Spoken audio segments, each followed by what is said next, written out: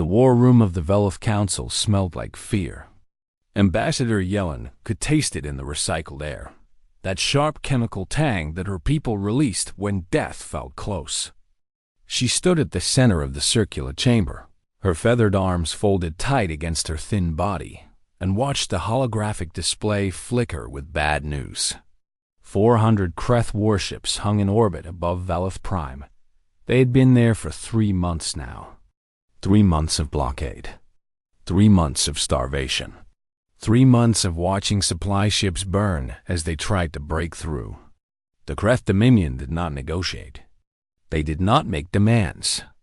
They simply waited, patient as stones, until their prey grew weak enough to harvest. "We have perhaps 6 weeks of food remaining," said Councillor Meisterin, his voice thin and tired. He was old, his scales faded to pale gray, and Yellen could see the resignation in his 4 eyes. "After that, we will have no choice but to surrender." "Surrender means slavery," Yellen said. "You know what happens to species the Kreth conquer. Our children will be taken. Our people will work in their mines until they die. Our culture will be erased. And what do you suggest?"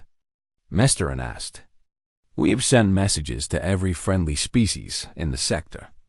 The Hulling Collective expressed sympathy and did nothing. The Murnith Federation promised to bring our case before their parliament in 6 months. The Galactic Council issued a statement of concern. He made a sound of disgust. "Concern? They are concerned while we starve." Yellen had expected nothing more. The galaxy operated on a simple principle. The strong took from the weak, and everyone else looked away. The Kreth Dominion had conquered 11 species in the last century. No one had stopped them. No one had even tried. But Yellen had one more option. One desperate, forbidden option. "There is the beacon," she said quietly. The chamber went silent.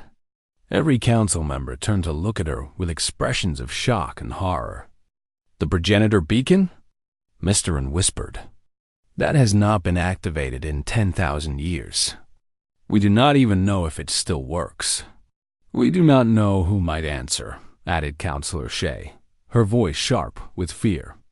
"The beacon broadcasts to the entire galaxy. It could summon anyone, anything. It could summon help," Yellen said. "Real help.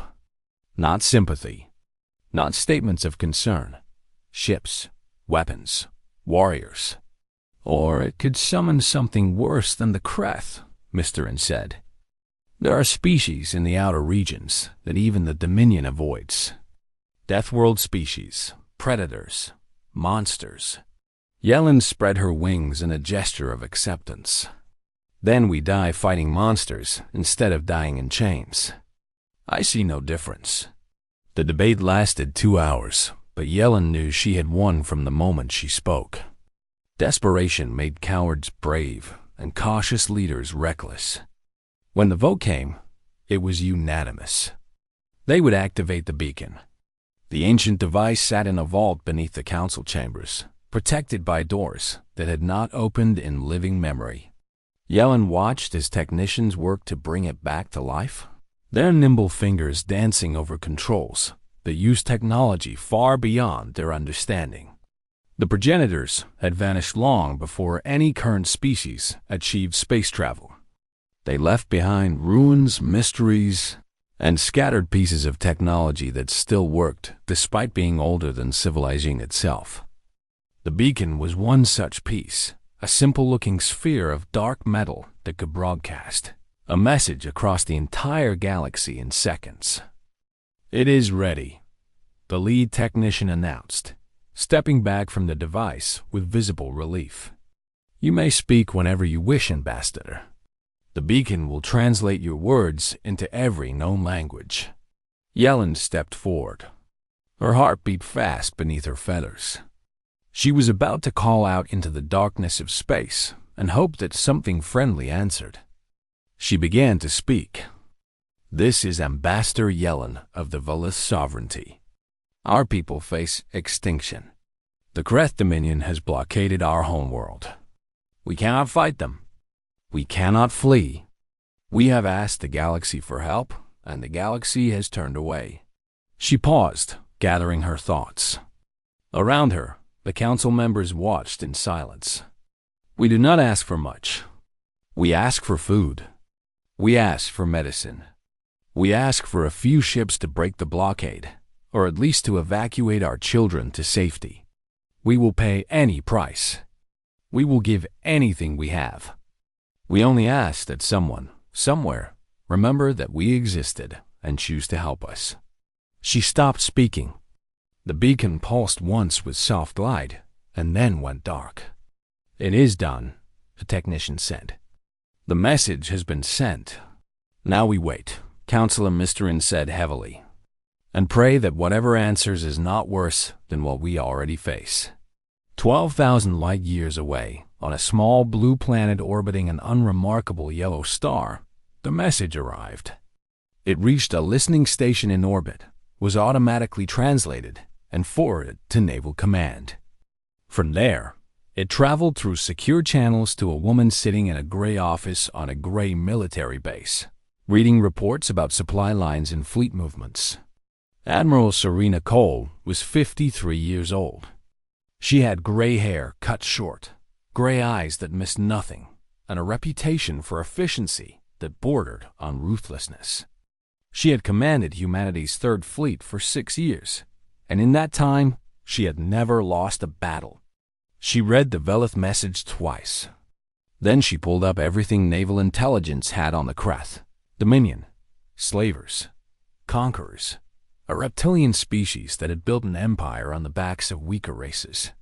They considered themselves the apex predators of their region of space. They had never encountered a species that could challenge them. They had never encountered humans. Cole smiled. It was not a warm expression. She pressed a button on her desk. "Get me Fleet Command. Priority 1. "Yes, Admiral." "What should I tell them?" Cole looked at the message again. A small, peaceful species, begging the universe for scraps of mercy, asking for a few ships, a little food, just enough help to survive. "Tell them," Cole said, "that the Third Fleet is deploying. Full strength. Every ship we have, Admiral." The Velith only asked for minimal assistance. A few vessels at most. I know what they asked for. Cole stood up and walked to the window. Outside, she could see the orbital docks where her fleet waited 2,000 warships, built by a species that had spent its entire existence fighting to survive on a planet that tried to kill them every single day. "They asked for help," she said quietly. "They're going to get all of it." She turned back to her desk and began issuing orders. In 6 hours, the Third Fleet would launch. In 3 days, they would arrive at Velith Prime, and the galaxy would learn what happened when a Deathworld species decided to answer a call for help. Overlord Desic stood on the command bridge of his flagship and watched Velith Prime slowly spin beneath him. The planet was beautiful in its way-soft greens and gentle blues, a world that had never known violence until his fleet arrived. Its people were equally soft. They had surrendered their outer colonies without a fight. They had begged for mercy instead of dying with honor. They disgusted him, but they would make excellent slaves. The Velith were clever with their hands and quick with their minds. They would work well in the factories and mines of the Dominion. Their children would be raised to serve, and within 3 generations, they would forget they had ever been free. This was the way of the galaxy. The strong consumed the weak. The Kreth Dominion had understood this truth for 1,000 years. "Overlord," said one of his officers, "we are detecting an unusual energy signature at the edge of the system."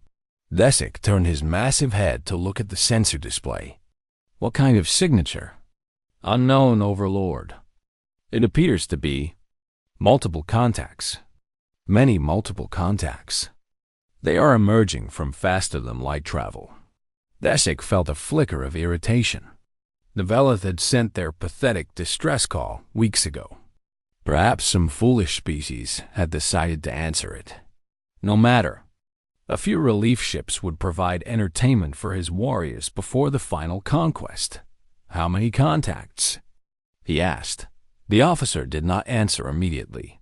His claws moved across the sensor controls, and his scales went pale with what looked like fear. Officer, how many contacts? 2,000, Overlord. 2,000 warships. Desic's irritation turned to something colder. That is impossible. Show me. The main display shifted to show the edge of the system. Desic watched as ship after ship dropped out of faster-than-light travel, each one appearing a flash of distorted light. They kept coming, and coming, and coming. The ships were strange. They were not built like any vessels Desic had seen before. No elegant curves, no ceremonial decorations. They were ugly, brutal things, all hard angles and thick armor. They bristled with weapons that made no sense to his tactical officers. Their hulls were scarred and battered, as if they had fought through asteroid fields to reach this place. Who are they? Desic demanded. What species sends 2,000 warships in response to a minor distress call? His communications officer looked up with wide eyes. They are broadcasting an identification signal, Overlord. They call themselves humans, from a planet called Earth. Earth. Desic searched his memory. He had heard that name before in old intelligence reports and whispered warnings. The quarantined world. The Deathworld species. Yes, Overlord. Desic felt something he had not felt in many years. It took him a moment to recognize the emotion. It was fear. He crushed it immediately. The Kreth Dominion had conquered 11 species. They had never been defeated. Whatever these humans were, they were still flesh and blood. They could still die. Open a communication channel, he ordered. Let us see what these Deathworlders want. The main screen flickered, and a face appeared. It was a strange face-off skin, small eyes, a mouth that curved upward in what might have been a smile.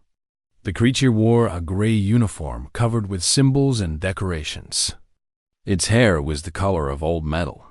I am Admiral Serena Cole of the United Nations Third Fleet, the creature said. Its voice was calm, almost pleasant. I am addressing the commander of the Kreth Blockade Force. I am Overlord Desic of the Kreth Dominion, Desic replied.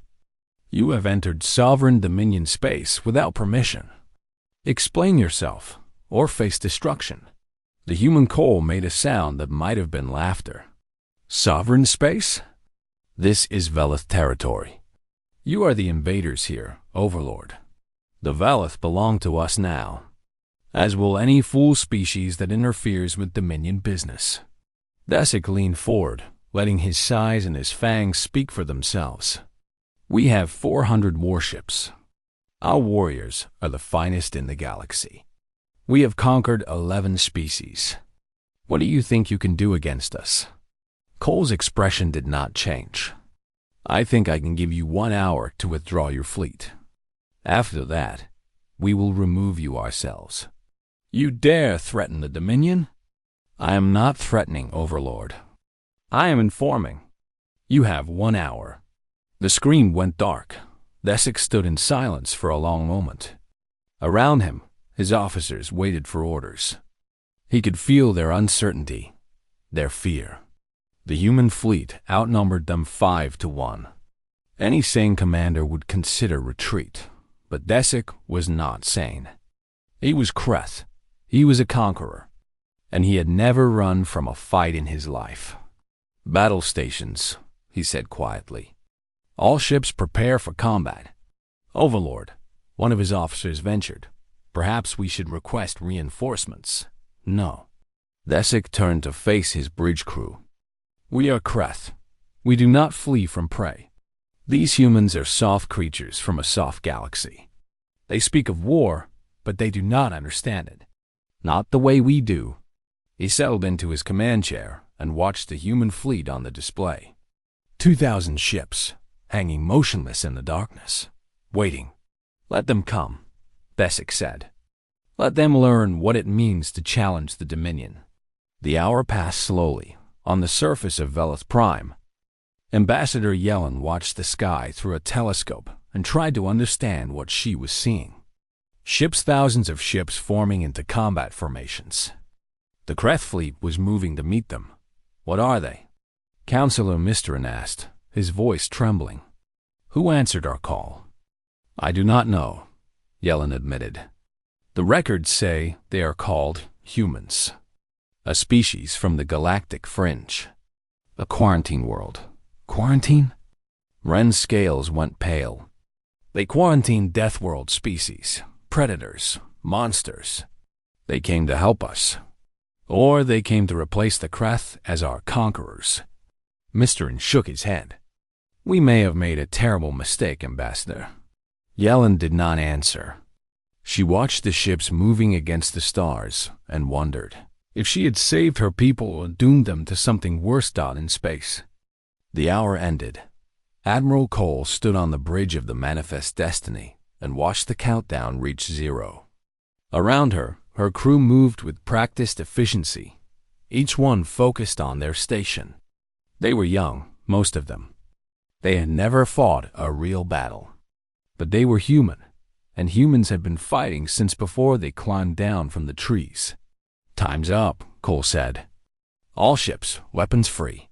The Third Fleet opened fire. 2,000 human warships launched their weapons at the same moment. Kinetic accelerators hurled slugs of metal at a significant fraction of the speed of light. Missile pods released swarms of nuclear-tipped warheads. Energy weapons designed to cut through planetary atmospheres burned across the vacuum of space. The Kreth fleet, prepared for the elegant dance of galactic warfare, met something else entirely. They met violence. Pure, overwhelming, unstoppable violence. The Battle of Velith Prime had begun. Overlord Thesic had studied warfare his entire life. He had commanded fleets in a dozen campaigns. He had watched species surrender, flee, and die. He thought he understood combat. He was wrong.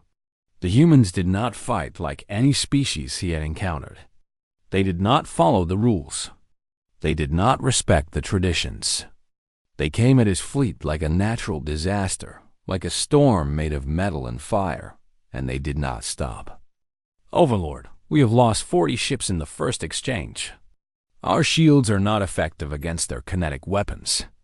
They are targeting our engines. They are trying to disable us, not destroy us. Thesic watched the tactical display with growing horror. His beautiful fleet was being torn apart. The human ships moved with terrifying coordination, each one knowing exactly where to be and when. Their weapons punched through Kreth armor like it was made of paper. Their pilots flew with reckless aggression, taking risks that no sane species would consider. And they were smiling. He could see it on their faces when the communication channels flickered open between ships. They were enjoying this. All ships, fall back to defensive positions, Thesic ordered. We will regroup and, Overlord. Human boarding craft approaching. What? On the display, small vessels were launching from the human warships. Dozens of them. Hundreds. They raced toward the disabled Kreth ships with suicidal speed, ignoring the defensive fire that tried to stop them. They are attempting to board us, Thesic said, unable to believe what he was seeing. In the middle of a battle.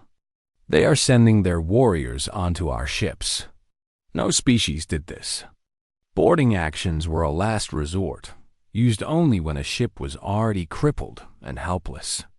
To attempt a boarding in active combat was madness. The humans did not seem to care about madness. The first boarding pods hit the Kreth destroyer Vengeance like meteors. They punched through the hull and released their cargo human marines in sealed armor, carrying weapons that looked crude and brutal compared to the elegant rifles of the Dominion. Thesic watched the internal camera feeds with growing disbelief. The humans were small, smaller than Kreth warriors. They had no claws, no armored scales, no natural weapons. They should have been prey. They were not prey. They moved through the corridors of the Vengeance like predators. When Kreth warriors charged them, they did not flinch. They fired their weapons until the weapons were empty. Then they drew blades and kept fighting. One human took a wound that should have killed any civilized being, a claw strike that opened his torso from shoulder to hip. And he kept fighting for another 30 seconds before he finally collapsed. The Kreth warriors began to retreat. Then they began to run. "This is impossible," Thesic whispered. "They are impossible." "Overlord," his communications officer said, his voice shaking. "We are receiving reports from across the fleet. The same story everywhere. Our warriors cannot stop them. They do not die when they should die. They do not flee when they should flee. They are monsters," Thesic finished. "They are monsters." He looked at the tactical display again. Half his fleet was gone. The other half was crippled, burning, or being boarded. The human formation had barely been scratched. "Order all ships to retreat," he said. The words tasted like poison in his mouth. "Maximum speed. Get us out of this system." "Overlord, many of our ships are too damaged to..." "Then leave them?" "Save what we can." The surviving Kreth ships turned and ran. They fled toward the edge of the system, toward the safety of faster-than-light travel.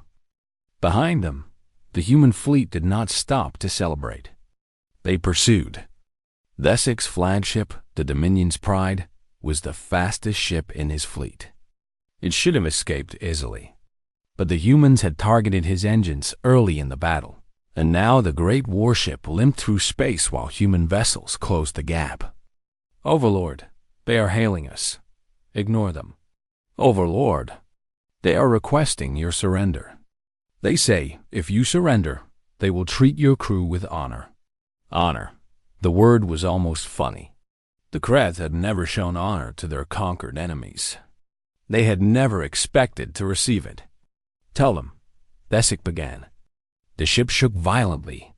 On the display, he saw that a human vessel had matched their speed and was firing precisely targeted shots at their remaining engines.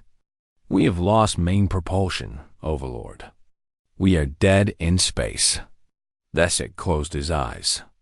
In his long career, he had never imagined this moment. He had never imagined defeat. "Overlord, a human shuttle is approaching. They are requesting permission to dock. And if we refuse?" His officer did not need to answer. They both knew the humans would board anyway.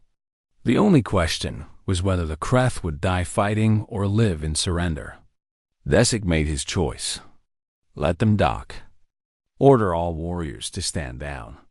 20 minutes later, the airlock of the Dominion's Pride opened, and Admiral Serena Cole stepped onto a Kreth warship. She was alone. No guards, no armor, no visible weapons. She walked through the corridors of the ship as if she owned them, passing Kreth warriors who towered over her, past pools of blood and the bodies of the fallen, until she reached the bridge. Thesic stood waiting for her. He was twice her size. His claws could have torn her apart in seconds. But he did not move. He could not move. Something in her eyes froze him in place. "Overlord Thesic," Cole said. Her voice was calm, almost friendly. "Your fleet is destroyed. Your warriors have surrendered. Your blockade is broken. You have won," Thesic said. "What do you want?" Cole smiled. It was not a pleasant expression. "I want you to deliver a message to your Dominion. Tell them what happened here. Tell them what you saw. Tell them that humanity has entered the galactic stage, and we do not tolerate slavers. And if the Dominion sends a larger fleet, if they come to take revenge," Cole's smile widened, "then we will destroy that fleet too. And the next one. And the one after that. We will keep destroying your fleets until you learn a simple lesson." She stepped closer to Thesic. She had to look up to meet his eyes, but somehow she seemed taller than him. "The galaxy has new apex predators now," she said softly. "And we protect our friends." She turned and walked away, leaving Desik standing alone on the bridge of his ruined ship. Below, on the surface of Velith Prime, the people who had expected a few relief vessels watched the sky fill with human warships and wondered what kind of future they had just inherited. 2 weeks after the battle, Ambassador Yellen walked through the ruins of her council chambers and tried to understand the new world she lived in. The Kreth were gone. Their blockade was broken. Their surviving ships had fled to the far corners of the galaxy, carrying stories of the monsters who had destroyed them. For the first time in months, supply ships were landing on Velith Prime. Food was being distributed. Medicine was reaching the sick, but Yellen could not celebrate. She was too afraid. She had watched the recordings of the battle. Every member of the council had watched them over and over, trying to understand what they had seen. The violence had been beyond anything in Velith experience. The humans had killed with a casual efficiency that made the Kreth look like amateurs. They had boarded ships and fought hand to hand, laughing as they tore through warriors twice their size. And now those same humans were in orbit above her planet. 2,000 warships, waiting for what? "Ambassador," said Counselor Musterin, his voice tight with fear, "the human delegation has arrived. Admiral Cole wishes to meet with us." Yellen felt her feathers flatten against her body. "Then let us meet with her. Perhaps we will learn what price they demand for their help." The meeting room had been hastily prepared. Fresh flowers had been placed on the tables. Drinks had been arranged, though no one knew what humans consumed. Armed guards stood at every door, though everyone knew they would be useless if the humans decided to take what they wanted. Admiral Cole entered alone, just as she had boarded Desik's flagship alone. She wore a simple gray uniform, no weapons visible, no armor. She moved with the easy confidence of a predator who had nothing to fear. Behind her came 2 other humans. One was a tall man with dark skin and a gentle smile. The other was a woman carrying a small case. Neither looked like the warriors Yellen had seen in the battle recordings. "Ambassador Yellen," Cole said, extending her hand in what Yellen had learned was a human greeting. "Thank you for meeting with us." Yellen did not take the hand. She could not stop staring at Cole's teeth, small, but clearly designed for tearing meat. "Admiral Cole, you have our gratitude for breaking the blockade. We were happy to help. And now?"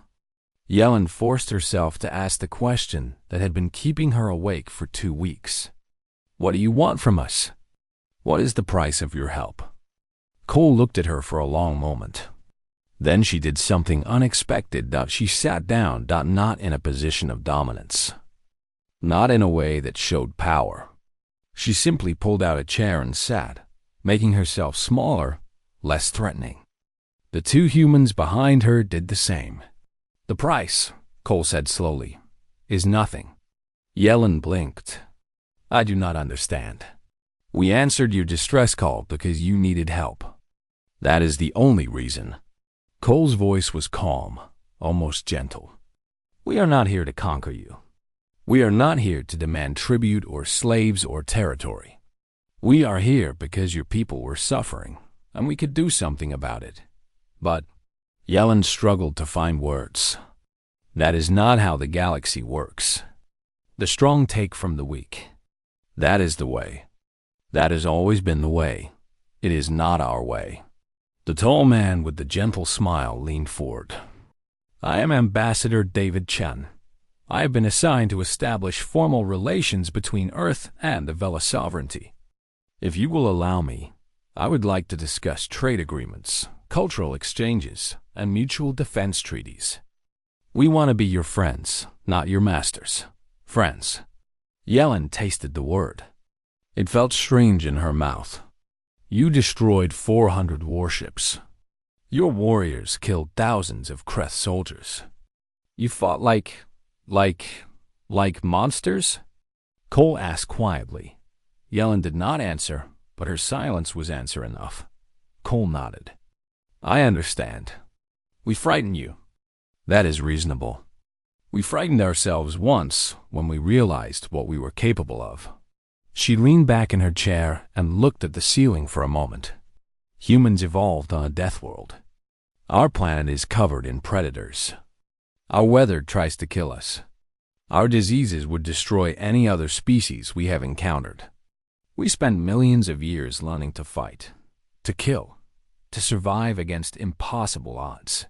She looked back at Yellen, but somewhere along the way, we learned something else. We learned that the strong have a responsibility. That power without compassion is just cruelty with better weapons.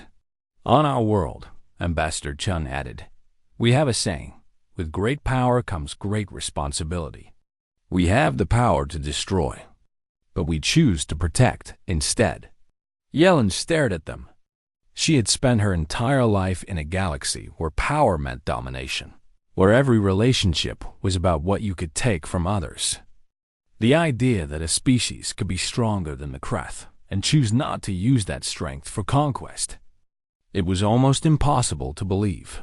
Why? She asked finally. Why would you choose this? Cole smiled. This time, it was a warm expression, without any hint of the predator Yellen had seen in the battle recordings. Because we remember what it was like to be small. We remember being prey. And we decided that we would never let anyone feel that way if we could stop it. She stood up and walked to the window. Outside, human shuttles were landing in the city below, unloading food and medicine and building supplies. Human engineers were working alongside Velith technicians to repair damaged infrastructure. Human doctors were treating the sick and wounded. Your people called out into the darkness, Cole said. They asked the universe for help, knowing that no one had ever answered before. That took courage. That took hope. She turned back to face Yellen. We could not ignore that kind of hope. Yellen felt something shifting inside her. The fear was still there, but it was mixed with something else now. Something she had not felt in a very long time. Trust. Admiral Cole, she said slowly, I think I may have misjudged your species. Most species do. Cole extended her hand again. But we are patient. We have time to prove ourselves. This time, Yellen took the hand. Across the galaxy, news of the Battle of Velith Prime spread like fire. The Kreth Dominion had been humiliated. Their undefeated fleet had been crushed by a species no one had ever heard of. The quarantine around Earth had failed to contain something far more dangerous than anyone had imagined. But the news that followed was even more shocking. The humans had not conquered the Velith. They had not demanded tribute or territory. They had simply helped, and then they had offered friendship on 1,000 worlds. Beings who had lived in fear of the strong began to whisper a new word. Human. And for the first time in galactic history, the predators began to feel something they had never experienced before: fear. 1 year had passed since the Battle of Velith Prime, and the galaxy had changed. The Kreth Dominion was gone. Not destroyed, the humans had been clear that they did not believe in genocide, but broken. Their slave worlds had risen up, one after another, knowing that the Dominion could no longer protect itself. Their fleet had scattered. Their leaders had fled or surrendered. 1,000 years of conquest had ended in 12 months. In its place, something new was growing. Ambassador Yellen stood at the podium of the Galactic Senate and looked out at the assembled representatives of 300 species. Some were old allies. Some were former enemies. Many were species she had never seen before, refugees from the edges of known space who had come seeking the protection of the new power in the galaxy. The power called humanity. 1 year ago, Yellen began, my people sent a message into the darkness. We asked for help. We expected nothing. We received everything. She paused, letting the words settle over the chamber. I will not pretend that we were not afraid. We had watched the humans destroy the Kreth fleet. We had seen their warriors fight with a fury that made our worst nightmares seem gentle. We were certain that we had traded one conqueror for another. A murmur passed through the crowd. Many of them had felt the same fear. Many still felt it. But we were wrong. Yellen activated the display behind her. Images began to appear: human doctors treating alien patients, human engineers building infrastructure on devastated worlds, human teachers working alongside children of a dozen different species. The humans came to us not as conquerors, but as friends. They asked nothing in return for their help. They demanded no tribute. They took no slaves. They simply gave. She changed the display to show something else, a map of the galaxy, now marked with dozens of new symbols. In the past year, humanity has answered 47 distress calls. They have broken 6 blockades. They have liberated 11 slave worlds. Every time, they have followed the same pattern. They arrive with overwhelming force. They destroy any who threaten the innocent. And then they offer peace. Yellen looked at the representatives of the species humanity had helped. The Keth, freed from Dominion chains. The Morth, rescued from a pirate fleet that had terrorized them for decades. The Vel, saved from extinction by a natural disaster that human technology had predicted and prepared for. All of them now counted humanity among their closest allies. I know that many of you still fear the humans, Yellen continued. I understand. They are predators. They come from a world that tried to kill them every day of their existence. They are capable of violence beyond anything we have known. She let the silence stretch for a moment. But I have learned something in this past year. Something that has changed the way I see the universe. The humans are violent because they understand what violence truly costs. They are fierce because they know what it means to be prey. And they protect the weak because they remember being weak themselves. Yellen stepped back from the podium and gestured toward the gallery above the chamber floor. There, watching silently, sat Admiral Serena Cole and Ambassador David Chun, along with a dozen other human representatives. Today, the Galactic Senate will vote on whether to end Earth's quarantine, whether to welcome humanity into the community of civilized species. Yellen's voice grew stronger. I urge you to vote yes, not because we fear what the humans might do if we refuse, but because the galaxy needs them. She spread her wings in the Velith gesture of ultimate sincerity. We called for help. We expected a few ships, perhaps some supplies, maybe a gesture of sympathy that would make the other species feel better about watching us die. Her eyes found Cole's across the chamber.